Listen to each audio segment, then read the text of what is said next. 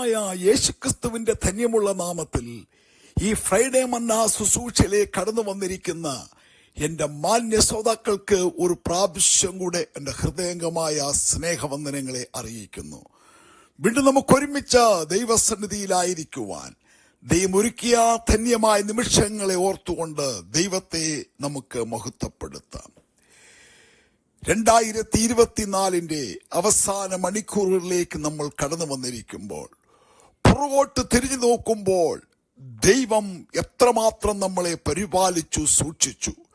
അതെ, നമ്മുടെ രക്ഷയാകും ദൈവമായി നാൾതോറും നമ്മുടെ ഭാരങ്ങളെ ചുമന്ന് നമ്മുടെ ജീവിതത്തിൽ നമുക്ക് ഉദ്ധാരണങ്ങളെ നൽകി തന്ന് നമ്മുടെ പ്രാണനെ പരിപാലിച്ച് മരണത്തിൽ നിന്ന് നീക്കുപോക്കുകളെ നൽകി നമ്മെ സൂക്ഷിച്ച ദൈവത്തെ നന്ദിയോടെ ദൈവത്തെ നമുക്ക് സ്തുതിക്കാം.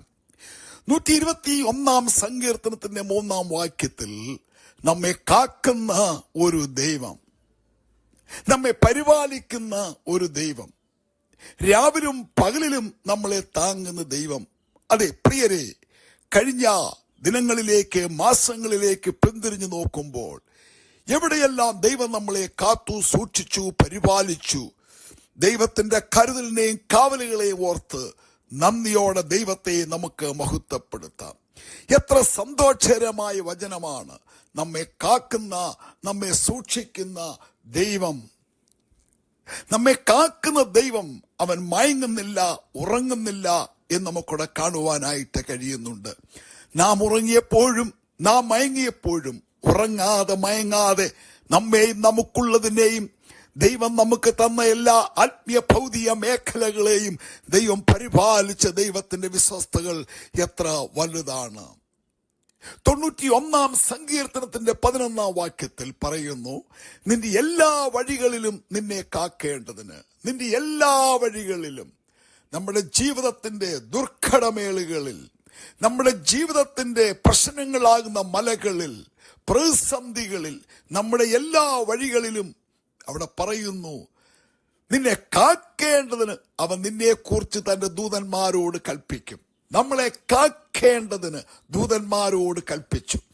അപ്പോൾ നമ്മൾ പിന്തിരിഞ്ഞു നോക്കൂ, 2024 ആരംഭം മുതൽ ഈ അവസാനം വരെയും നമ്മുടെ എല്ലാ വഴികളിലും ദൈവം തന്റെ ദൂതന്മാരോട് കൽപ്പിച്ച് നമ്മളെ പരിപാലിച്ച ദൈവത്തിന്റെ വിശ്വസ്തത. അതെ, ഇസ്രായേലിന്റെ മരുപ്രയാണത്തിൽ രാവും പകലും അവരെ കാത്തു പരിപാലിച്ച ദൈവം, ആ ദൈവമാണ് നമ്മെ കാത്തു പരിപാലിക്കുന്നത്.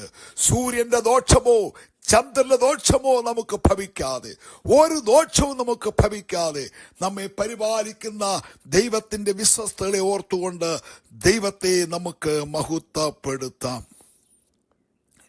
33 സങ്കീർത്തനത്തിന്റെ 18-19 വാക്യത്തിൽ യഹോവയുടെ ദൃഷ്ടി തന്റെ ഭക്തന്മാരുടെ മേലും തന്റെ ദയയ്ക്കായി പ്രത്യാശികളുടെ മേലും ഇരിക്കുന്നു. എന്തിനാണ്? അവിടെ പ്രാണനെ മണ്ണത്ത് നിന്ന് വിടിപ്പാനും ക്ഷാമത്തിൽ അവരെ ജീവനോടെ രക്ഷിപ്പാനും തന്നെ. അപ്പോൾ മയങ്ങാത്ത ദൈവം, ഉറങ്ങാത്ത ദൈവം തന്റെ ദൃഷ്ടി തന്റെ ഭക്തന്മാരുടെ മേൽ, തന്റെ ദയയ്ക്കായി പ്രത്യാശിക്കുന്ന മേലും ഇരിക്കുകയാണ്. എന്തിനാണ്? അവരുടെ പ്രാണനെ മണ്ണത്ത് പിടിപ്പാനും ക്ഷാമത്തിൽ അവരെ ജീവനോടെ രക്ഷിപ്പാനും. എന്നെ കേൾക്കുന്ന പ്രിയമുള്ളവരെ, നമ്മുടെ പ്രാണനെ മണ്ണത്ത് പിടിപ്പിച്ച് നമ്മുടെ ജീവനും ഭക്തിക്കും വേണ്ടതൊക്കെ ഒരുക്കി തന്ന് അതാ ദിവസത്തേക്ക് നമുക്ക് ആവശ്യമുള്ള ആഹാരത്തെ ഒരുക്കി നമ്മെ ഇത്രത്തോളം നടത്തിയ നമ്മുടെ ദൈവത്തെ നമുക്ക് മഹത്വപ്പെടുത്താം. എബ്രായ ലേഖനം 13 അധ്യായത്തിന്റെ 8 വാക്യത്തിൽ പറയുകയാണ്, യേശു ക്രിസ്തു ഇന്നലെയും ഇന്നും എന്നേക്കും അനന്യം തന്നെ. യേശു ക്രിസ്തു ഇന്നലെ നമുക്ക് നല്ലവനായിരുന്നു, ഇന്നും നമുക്ക് നല്ലവൻ, നാളെയും മാറാത്തവനായി നമ്മോട് കൂടെയുണ്ട്. നമ്മളെ കാക്കുന്ന ദൈവം, തന്റെ ഭക്തന്മാരെ സൂക്ഷിക്കുന്നവനായ ദൈവം. അതെ, ദാനിയേൽ പ്രവചനം 3 അധ്യായം നാം പഠിക്കുമ്പോൾ, ചന്ദ്രക്ക് മേശക്ക് അബോദ്രവിനെ തീയിലേക്ക് വലിച്ചെറിഞ്ഞപ്പോൾ തീയുടെ നടുവിൽ അവനെ കാക്കുവാൻ, അവനെ രക്ഷിക്കുവാൻ ഇറങ്ങി വന്ന ദൈവത്തിന്റെ ദൂതൻ തീയുടെ മണം പോലും ഏൽക്കാതെ വണ്ണം ദൈവം അവരെ കാത്ത് പുറത്തു കൊണ്ടുവന്നു. തന്റെ ഭക്തന്മാരുടെ ജീവിതത്തിന്റെ ഓരോ സ്പന്ദനങ്ങളെയും അറിയുന്നവനായ ദൈവം തക്ക സമയത്ത് അവരെ വിടുവിക്കുവാൻ ദൈവം തന്റെ ദൂതനെ അഗ്നിയിലിറക്കി എന്നുള്ളതാണ്. ദൈവത്തിന്റെ പരിപാലനം നോക്കൂ എത്ര വലുതാണ്. ഭക്തനായ ദാനിയേലിനെ സിംഹത്തിന്റെ ഗുഹയിലേക്ക് വലിച്ചെറിയുമ്പോൾ ഒരുപക്ഷെ ആരും കണ്ടില്ല എന്നവർ ധരിച്ചേക്കാം. പക്ഷെങ്കിൽ ഭക്തന്മാരെ കാക്കുന്ന ദൈവം, ഭക്തന്മാരുടെ മേൽ ദൃഷ്ടി വയ്ക്കുന്ന ദൈവം തന്റെ ദാസനെ സിംഹത്തിന്റെ ഗുഹയിലേക്ക് എറിയുമ്പോൾ അതിനു മുമ്പായി തന്നെ തന്റെ ദൂതനെ അയച്ച് വിടുവിച്ചെടുത്ത ദൈവത്തിന്റെ വിശ്വസ്ത എത്ര വലുതാണ്. നമ്മെ പരിപാലിക്കുന്നവനായ ദൈവം ദാവീദിന്റെ ജീവിതത്തിൽ ശൗലിന്റെ ദോഷകരമായ വാളിങ്കിൽ നിന്നും ദൈവനെ വിടുവിച്ച് തന്റെ പ്രാണനെ കാത്ത് ദൈവനെ പരിപാലിച്ചു എന്ന് നമുക്ക് കാണാൻ കഴിയുന്നുണ്ട്. ഇന്നെന്നെ കേൾക്കുന്ന പ്രിയമുള്ളവരെ, മനുഷ്യന്റെ സഹായം വ്യർത്ഥമാണ്, പ്രഭുക്കന്മാരുടെ സഹായം വ്യർത്ഥമാണ്, മനുഷ്യന്റെ കാവലുകൾ വ്യർത്ഥമാണ്. എന്നാൽ നമ്മെ കാക്കുന്ന ഒരു ദൈവമുണ്ട്. ആ ദൈവത്തിൽ നമുക്ക് ആശ്രയിക്കാം. നിന്റെ ജീവിതത്തിന്റെ ഭാരങ്ങളുടെ മേഖലകളിൽ, രോഗങ്ങളുടെ മേഖലകളിൽ, ബുദ്ധിമുട്ടുകളുടെ മേഖലകളിൽ നിന്റെ ഹൃദയത്തിന്റെ വിചാരങ്ങളെ അറിഞ്ഞ്, നിന്റെ ആവശ്യങ്ങളെ അറിഞ്ഞ് തക്ക സമയത്ത് പ്രവർത്തിക്കുവാൻ കഴിവുള്ള ദൈവത്തിന്റെ വിശ്വസ്തത, അതേ തിരിഞ്ഞു നോക്കൂ.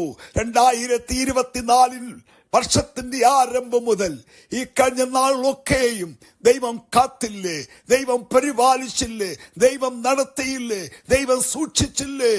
അതെ, പാട്ടുകാരൻ പാടുന്നത് പോലെ എണ്ണി എണ്ണി സ്തുതിക്കുവാൻ എണ്ണമറ്റ കൃപകളാൽ നമ്മെ നിറച്ച് നടത്തിയ ദൈവത്തിന്റെ കരുതലുകളെ ഓർത്തുകൊണ്ട്, ദൈവത്തിന്റെ സൂക്ഷിപ്പുകളെ ഓർത്തുകൊണ്ട്, ദൈവത്തിന്റെ പരിപാലനങ്ങളെ ഓർത്തുകൊണ്ട് ദൈവത്തെ നമുക്ക് മഹത്വപ്പെടുത്താം. കോഴി തന്റെ കുഞ്ഞുങ്ങളെ ചിറകിന്റെ മറവിൽ മറച്ച് കാത്തതുപോലെ, കഴുകൻ തൻ കുഞ്ഞിനെ ചിറകിന്റെ മീതെ വഹിച്ച് കാത്തതുപോലെയും പരിപാലിച്ചതുപോലെയും നമ്മെ ഓരോരുത്തരെയും കഴിഞ്ഞ നാളുകളിൽ നടത്തിയ വിധങ്ങളെല്ലാം ഓർത്തുകൊണ്ട് ദൈവത്തെ നമുക്ക് മഹത്വപ്പെടുത്താം. അതെ, നിന്നെ കാക്കുന്നവൻ മയങ്ങയില്ല. നമ്മളെ കാക്കുന്ന, നമ്മളെ സൂക്ഷിക്കുന്ന ദൈവത്തിന്റെ വിശ്വസ്തകൾക്ക് നന്ദി പറഞ്ഞുകൊണ്ട് ഒരു പുതുവർഷത്തെ സ്വാഗതം ചെയ്യുവാൻ ദൈവം നമുക്ക് കൃപ തരട്ടെ.